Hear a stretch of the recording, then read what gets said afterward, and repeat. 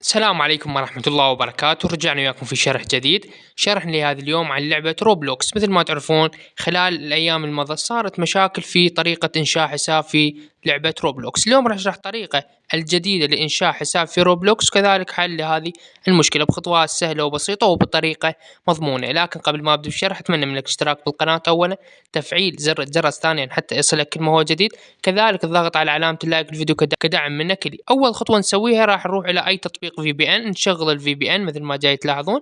بعدها راح أروح إلى الجوجل أكتب روبلوكس، بعدها أضغط على الثلاث نقاط، أختار تفعيل سطح المكتب.